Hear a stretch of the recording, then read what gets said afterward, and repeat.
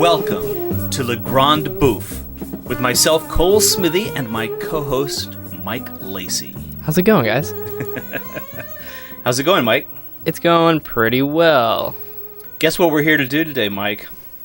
I can't do it verbatim, but the word copious is in it. Yeah. We're going to copiously consume international culture and politics through the prism of a single film and a single craft beer. What are we drinking today? We got it's a Ballast Point. Have we had a Ballast Point before? I don't think we've had a Ballast Point before. They're one of my faves, and this one is a little tricky because it's a watermelon double IPA. So it's 10%, and it's got watermelon, which is good for a spring, or I should say hot summer day like this one. You know, I actually didn't notice it was watermelon at first because I'm also eating watermelon Sour Patch Kids. I was going to comment on that, but I thought better. They go well together. Do they go good together? I was a little worried. I'm thinking of just taking one and putting it in the beer. On the lip. There you go. Yeah, you get the smell of it. Yeah, nice. Oh, it's beautiful. Yeah, it's got a good visual appeal. We should go to bars and teach them that. Like, have you seen the ads for, I think it's Shock Top, where he is showing them how to, he says, like, I went to every bar that was selling our beer, it's Blue Moon. I went to every bar that was selling our beer and taught them how to cut up oranges to put that on the corner. I was like, you had to teach bartenders to cut up oranges? Everyone's got to have their little, like, we started in a garage story. Right. I doubt that one highly.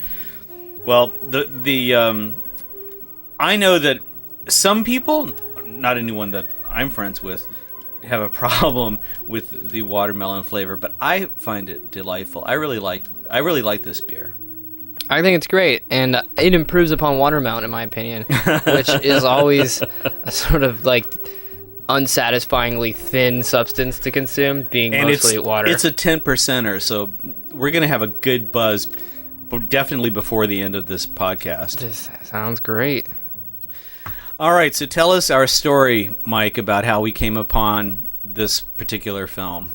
How we came upon this film? Well, we were going to watch another movie, but I couldn't find it. Is that the story? That's the story. Yeah, okay. Yeah, we were going for Luis Buñuel's 1950 film Los Olvidados, but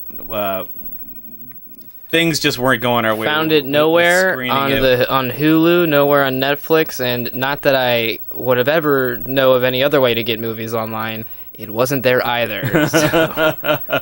So we quickly shifted gears, and we're doing Les Enfants du Paradis. Les Enfants du Paradis? Oui, monsieur. It's not the children of parody, but of paradise. Of paradise. Children of Paradise is the English title. Mm-hmm. And there's a lot of history, a lot of stuff going on with this movie. It was made during the Nazi occupation. Marcel Carne made the film. And it's a divisive film, or at least it was very divisive in the 50s, because this was the particular French film that the Nouvelle Vague group decided to single out as what they were rejecting in French cinema. Was that 67 or 68 at Cannes when they really flipped the shit and started the director's fortnight? Like, is this sort of the... This is earlier. This is the 50s. This is in the 50s, and you can see when you see this film, I mean, this is the height of filmmaking. It was the most expensive French film that had been made until that time, and the French Gone with the Wind, as the trailer said. Exactly. And so, it almost feels like a slight to call the movie a masterpiece because it's so amazing. I'm just thinking about 1945. I looked up what was big in 1945 in America, because it's pretty crazy that this was seen a few years later as being so backwards, because this movie, compared to movies in the United States at that time, was very risque.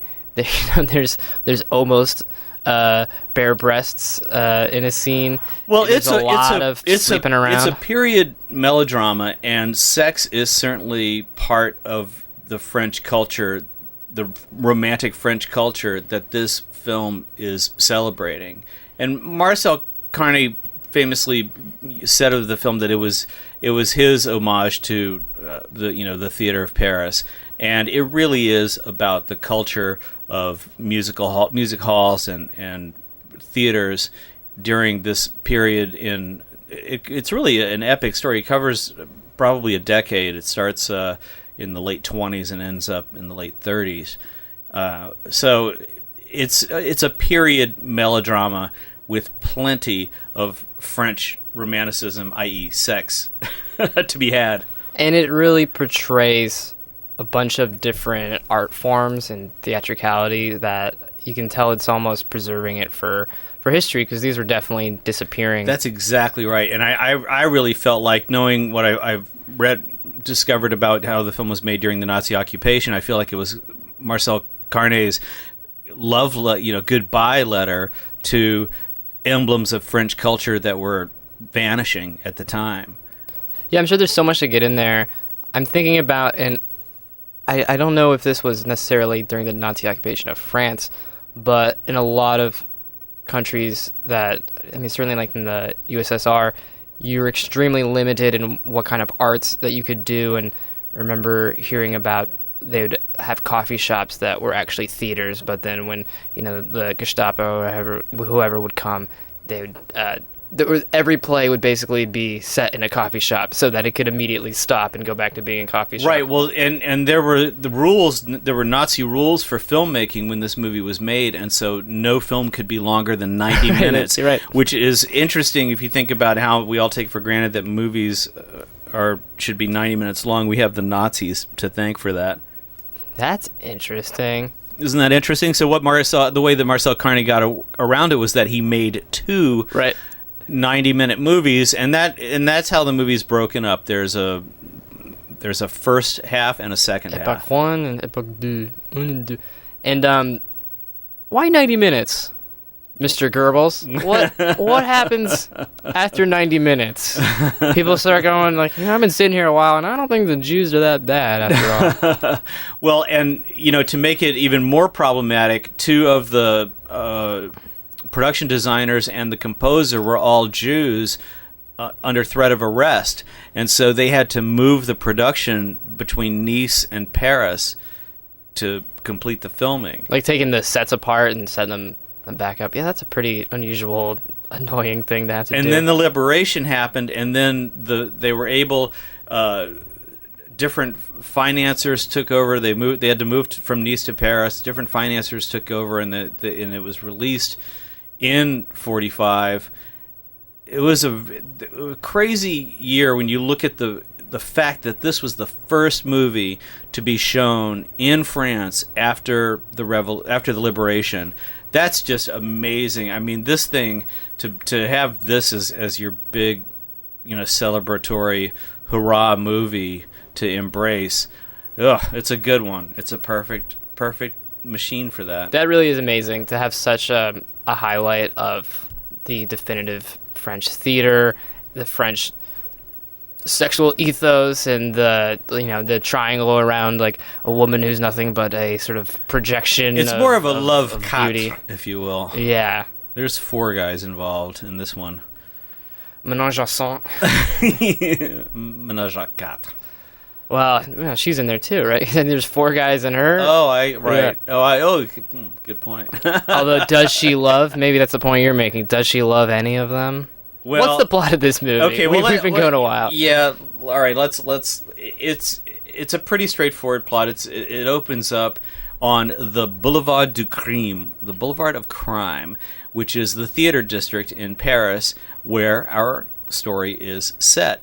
And in this crazy world of murderers, con men, prostitutes, thieves, and actors, and pantomimes, the lowlifes. I always forget that like being an actor was like one step below being a prostitute, pretty much. Yeah. Being an actor is certainly not it's not a white collar job. Mm-mm. So we have this mime Baptiste whose father runs a theater troupe and won't let his son perform in the troupe only will let him stand outside of the theater to perform to get people to come in, and because he doesn't think his son's very good. And of course, the truth of the matter is that Baptiste is the most amazing mime that you've ever seen. He's really great. This actor is really great. Do you know? I was reading a little bit about him. I think he was Jean-Louis Barrault. Jean-Louis Barrault. Barrault. Was he? He must have been. He was a very highly regarded mime, and his comportment in the film and his sensitivity, the level of his sensitivity in his performance, is perfectly matched and contrasted by Arletty, the object, his love object, who, even though Baptiste is loved by the daughter of the theater manager, Natalie, who's so cute, very cute and very loving, very kind, but Baptiste only has eyes for Garance, who is played by Arletty. And Arletty was a famous model who had turned actress, and she was paid an enormous sum. She was the most highly paid actor in the film, and there's great irony in what happened to her.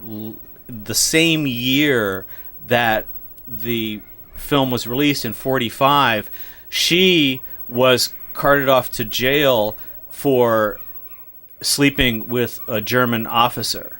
And so in 1945, after the right after the film was released, this phenomenal actress who really is the most composed, gorgeous, feminine creature that you've ever seen, probably a little too old to play this part by 5 years, but still works like a charm.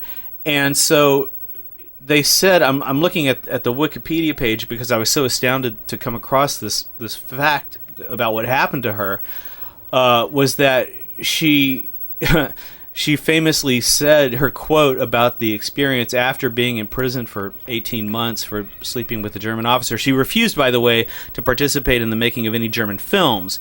And so to that point, she said, quote, "My heart is French, but my ass is international." Get the fuck out.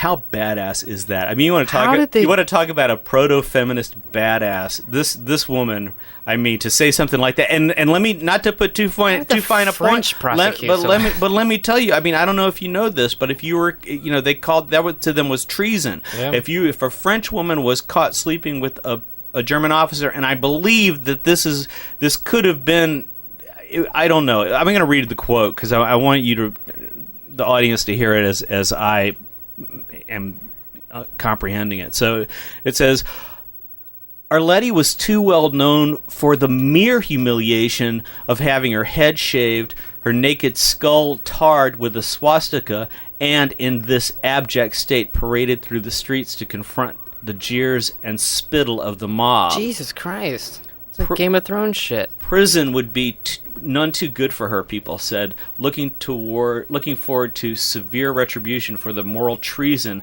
of which they found her guilty. So she served 18 months imprisonment, most of which was in a private chateau. So I'm presuming that she did not get her head shaved and publicly. Oh, that did not happen. That's what you're. It's a little confusing the way it's worded here about whether that happened or not. It certainly could have happened, and whether it happened literally or merely figuratively, it is the fate that befell this wonderful actress immediately upon the release of this film that she had worked so hard making. See, and if this movie had come out 10 years later, it would have been much different, and she would have got away with that because she could just say she was method acting. She was naturalism. I don't think the French were on to Stanislavski yet.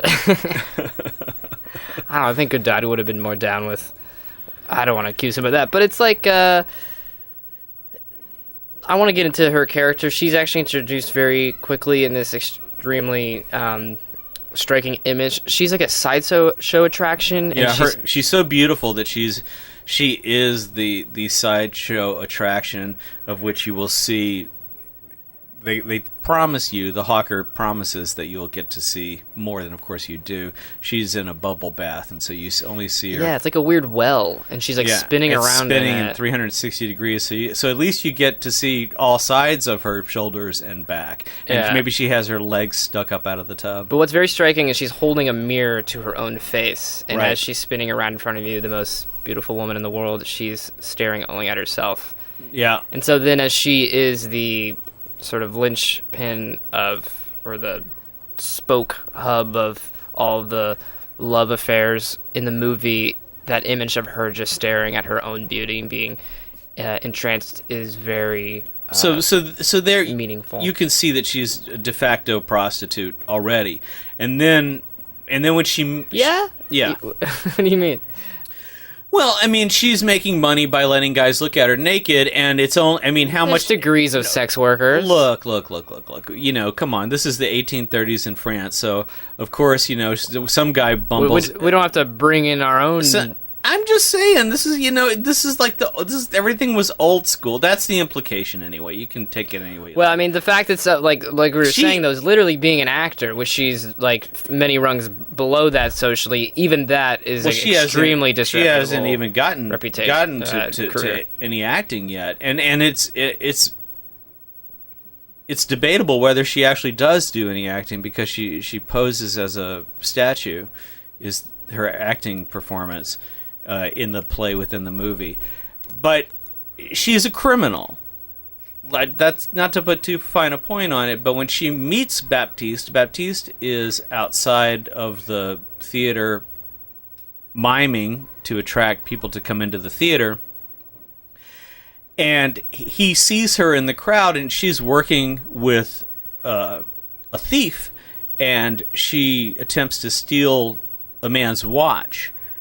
And the guy catches her, but she doesn't have the watch, and so the cop is there, and the mime, of course, has seen everything. So he mimes out for the cop what he has witnessed, which, of course, leaves out any participation from Garance. You think that would be acceptable in court? The mime testimony of a maybe in 1827. I don't know. Not now. But they had a special kind of stenography for it. Well, you know, and pickpocketing is an old French custom as well. I mean, that goes back forever. You know, the whole thing about getting your pocket. We're never going France. Back to Cannes. They're very I mean, you know, there's people that they train very diligently to be good at that skill. So this movie's split into two parts, and it's not just for the sake of its distribution, but one is first an earlier period, and we're introduced to all of the major loves at the beginning, and so let's name off some of the other people that become entranced with her. All right, just a second. So,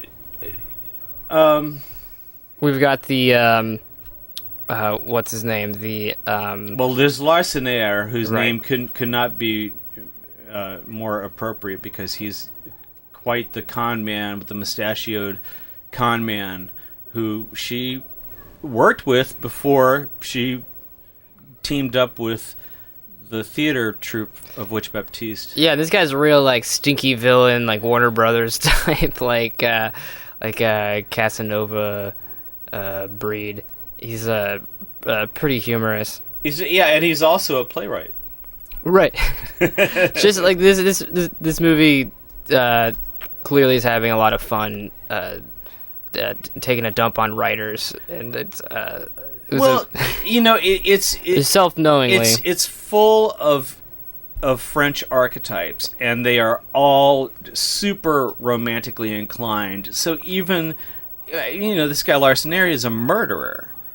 He thinks nothing of killing someone. That's just part of what he does, and that's kind of how all of these common folk people are introduced to us. There's the bum who comes in and says, you know, people call me the rat, people call me the this and the that, and so he's already.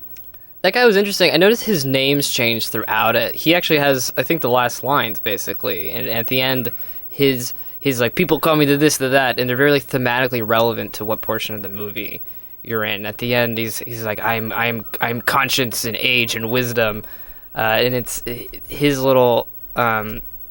I feel like he's a little pocket of just sort of highlighting the different archetypes that we're bumping into throughout this movie, and something about him never changing, yet his names and his title changes. Right. He's the rag man, and he sells used clothing, and that's one of the first lines. I realize it's like this movie's, these two movies, they're bookended by these giant festival scenes and by this rag man who is, selling used clothes that people can put on and off, and they can become different types of people. And like them, the nicknames that he has are always shifting. But at the end of the day, he's still like actually just a dirty guy on the street hawking. I love the bum who is the blind guy. Sorry, the blind beggar. Mm-hmm. And of course, he gets Baptiste to come over and sit with him. And I guess we can give this little bit away, but they go hobbling off into the nearby bar, and Baptiste keeps asking, you need any help? The guy's like, no, I'm okay. And you find out why, because as soon as they get in the bar, his vision is just fine. Yep. Yeah, to the extent that he's being asked to appraise jewelry, because he's like has such a fine eye that he can tell what's gold and what's not. So the movie hinges on this meeting that happens between Garage and Baptiste, where she doesn't have a place to stay. She really is just a homeless thief.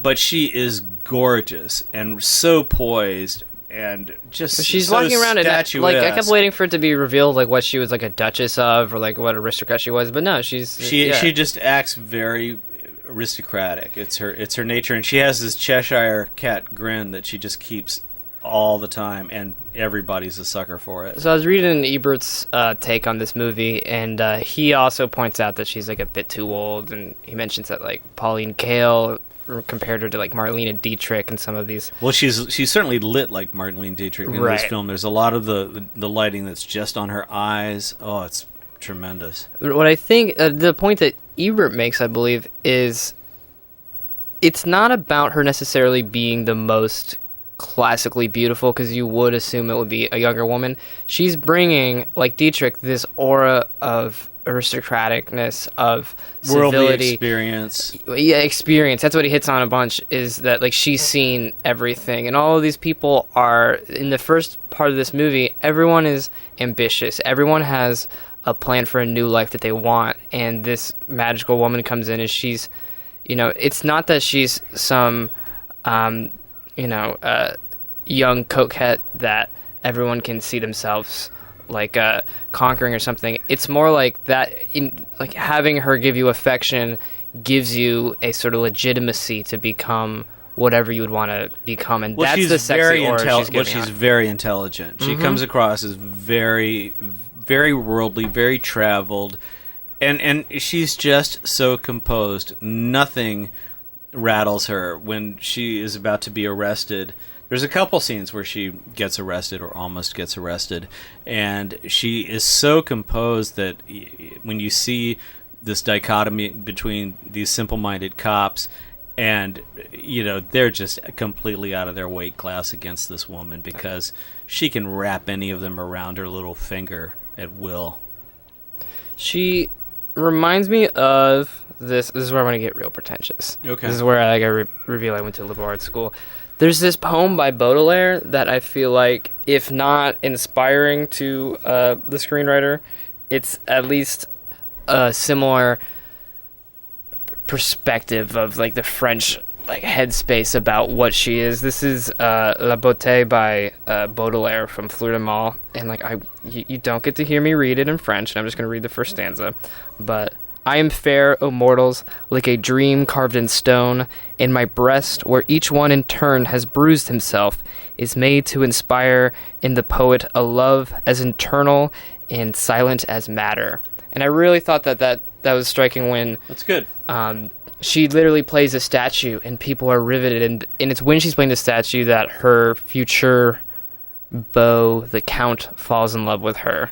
And right, he's out in the audience. He's out in the audience, and this woman's playing a statue like no one's ever played a flippin' statue in their life. Yeah. But I like this poem. And this poem is about a sort of a statue of Venus, like metaphorically, and poets continually are running into them and like bruising their skull, like trying to like get at her. Well, everyone stone breasts. Everyone's so in love with the idea, with their own idea. What she does is she allows their romantic fantasies to come to life for each of these men.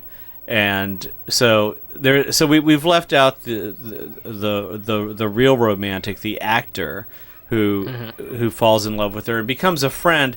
And he's great because he's somebody who walks this line between the super ego that Baptiste doesn't have, and the night when Baptiste demurs instead of taking Garage to bed, of course he steps in and does the deed. Yeah, that scene. Le Maître. Yeah, I want to just flesh that scene. It's basically like Baptiste goes back with how do you say her name? Garage. Garage goes back with Garage, and she's real forward with him. She takes her clothes off in front of him, basically, and she sits on the bed. If you're embarrassed, turn around. And she gives I figured out so many good ways to say that, like, I'm without directly saying like I want to sleep with somebody, how to just like quote unquote hint at it. This movie is full of not double entendres, just entendres. Yeah. It's straight up seduction. And Yeah. she is quite the seductress, no question. But the Count who comes to see her and falls madly in love with her and turns out to be a literal get out of jail free card for her. He ends up with one of the worst parts of the deal because she will only refer to him as her friend. Right. Yeah. It's Mon Ami all the time. That's oh man, when they drop the Mon Ami bomb, that's rough. Yeah, if you've been relegated to the friend zone, you need to make an enemy real quick because that's what you have on your hands already. It's a real bummer. So she let's skip to the second movie of the two. She's returned and she's watching Baptiste from the booth, and she looks like she's in mourning, which she's not actually, but she's wearing a black veil, and it's we kind of see that we're 10 years in the future and a lot of people's dreams have come true, including the woman in love with Baptiste, Natalie, who's the cutest, and they have an adorable kid who Pauline Kael like shat on that kid real hard. No. I think she called him like abominable. Like really? Yeah, she used the phrase. He's barely in the movie. I know. In his cute little she said, uniform. Abominable offspring, I believe, is the Pauline Kael quote. Someone should look that up. And correct me if I'm wrong, but Pauline Kael's got something against that little rugrat. Yeah, well, Pauline's known for stuff like that. I love Pauline Kael. I think she's much better film critic than Roger Ebert. But all right, so this is the thing that I kind of come back to about this movie is that this is the movie that just got under the skin of all the French New Wave filmmakers, and I think it's because they didn't have any of the skill sets necessary to even come close to making something like this. Oh, you're gonna be that combative about it? Yeah, that's okay. I think that, well, I mean, it's like the Ramones never bothered to learn anybody else's songs because it was too hard. It was easier just to write your own. And I think that that's a good analogy for the French New Wave or the Nouvelle Vague. I think that, they were intimidated, but you somehow have to knock over the monuments, and so that's that they chose this one as to give them to at least speak their own rhetoric back to our audience. The new wave is looking for naturalism and for like authenticity in its acting, right? And I think that kind of corresponded with the U.S.'s obsession with method acting and like you were saying, the Stanislavski and all that. And I think there's that hadn't really come around yet. I mean, I guess I'm kind of conflating two movements, aren't I? Like between the French and the American New Wave. Yeah, the American New Wave came later. Yeah, which like its reaction to. They responded harshly against like Cleopatra, which came out bankrupted. I mean, you had all of these new wave movements that were going on in Czechoslovakia and Italy, I mean, I suppose in a way Kurosawa was really the one at the front of that stuff, because I think that it's a ripple effect too. Is the French one is 10, 15 years before the American, because those kids grow up going to De Palma and his doctor's. Well, hang on. It's the Kurosawa thing. Kurosawa was making these amazing films in the 40s that the Italians were picking up on. You had the war going on, and there was a response against the war, and so I think that that's part of it too. Is that the Nouvelle Vague movement was a post-war symptom, and so. And then you had like the Czech new wave, the Polish new wave. You had Polanski doing all this stuff. There was all this stuff in the 70s, and then finally around the late 60s, early 70s, that's when the American wave, new wave, and I mean, took one over. Through line, Easy Rider, pretty much. Right, and one through line is like the acting's real different. There's a million different things, including camera.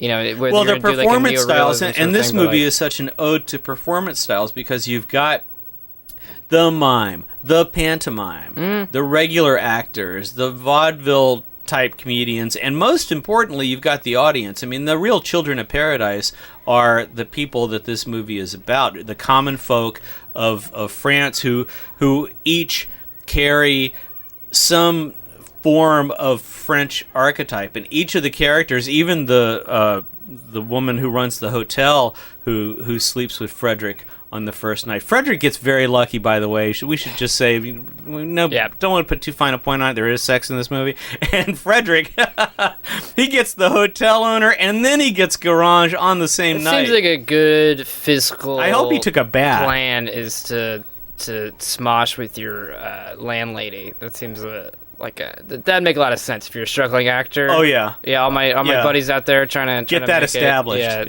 Set that up. I was gonna say, I can see part of why you might reject this movie in whole hog, as a sort of symbol of the old way that needs to die, because it is, in a sense, a very conservative movie. Because it's the post-war at this point. It's being made right at the tail end of it. No. It's being made during the war. It's made during the war. It comes out in 45. But these people, when they're making the war, they don't know if their production designers are going to get arrested and hauled off to concentration camps. This is not post-war. This is hot war. I'm holding two thoughts at once. One is, this is such an incredible thing that was being made, but then at the same time, for Cannes and for the establishment to be this is the height of French filmmaking and what all of our art should be, I can see the argument against that being but this does not exist in a post-war context. This is highlighting the best parts of France, our old arts. This is not the consciousness of our world now. Let's make art now, reflecting, not necessarily, you can make period pieces, but it doesn't have that same mentality and brutal engagement with real life that look. I love the French New Wave, and of course there's many great French New Wave films, but when you're talking about movies like Citizen Kane or Les Enfants Du Paradis, you're talking about something that is just in a completely different stratum, in a completely different stratosphere. So to pretend that those two things are equal, they're just not. I mean, you could take any film that's playing in the multiplex right now, and you could say, I wonder how this film stacks up to Citizen Kane. Oh, not at all. Next. And you would go through that process, and that's about how you'd watch 30 movies and say, yeah, none of them are as good as Citizen Kane. Big surprise. I feel there's something in the French ethos of having to consciously being destroying and revolting against what was, where I don't know, in the American headspace, I think people wanted to at different points create a new form of cinema, but you don't see people. I don't know of any filmmakers sniping at Citizen Kane in that same way. All right, let's just describe a scene. I think my favorite scene in this movie is when Natalie comes to get her husband Baptiste. This is a great, this was like, you've seen the scene a million times. No, you've never seen. But you've this never scene. seen it like this. No, I don't think you've ever seen this scene. She goes. Whatever. She's the wife. She leaves the kid who's all dressed up for the parade or Halloween or whatever it is. He's got like a little soldier outfit on, and she leaves him. Jack costume. So he's waiting downstairs playing his flute, and she goes into Garage's apartment, where, lo and behold, her husband is. No, sorry, it's Baptiste's apartment where Garage is. But she knows, the wife knows that her husband has been sleeping with this woman that has been completely obsessed with since he met her, and she's known about it the whole time. But her role as the wife is to go and extract her husband and say, our child is downstairs waiting for you, and this is your reality. And to me, it's such a transcendent scene. It's such a cathartic scene because it makes everybody look in the mirror and face what they're doing and who they're doing it to. And Garage is kind of also has the correct response to not also. I don't think he has Baptiste does not have the correct response, but Garage has the correct response because she gets her things and goes. She knows in fact, she's already been trying to, she's been telling Baptiste, you have to go back to your wife. This is not, but here's the French romantic reality of all of this is that these guys really needed to sleep together. They really did. Like, it had to happen. They really needed to get together, and they did. And everybody knows it. The wife knows it. Everybody knows it. And now they can close that chapter and move on. And it's something that happens in Casablanca too. And it's kind of a very cool sexual aesthetic that we've lost track of in films. And this is a perfect example of why there isn't a single movie at the multiplex that holds a candle to this movie, because nothing can be so beautiful with artifice and yet so real emotionally and socially. I think that's kind of the heart of the movie, and that's writing this line of abject self-interest and in your romantic pursuits. I mean, Garage is a sexual omnivore of sorts. She is absolutely not like the ideal chaste like maiden. And she doesn't pretend to be. She doesn't make any pretense about any of it. No, she's completely at home with who she is sexually. I mean, I tell you, she's a proto-feminist by far. And to find out that Arletty actually, said it's real sex positive. Told the press, characters, my ass is international. That my ass is international. I think that really, my head is French, but my ass is international. What more can you say? I think she put it best. Children of Paradise, Arletty was one. Yes, indeed. Thanks, everybody. We'll talk to you next week. Talk to you soon.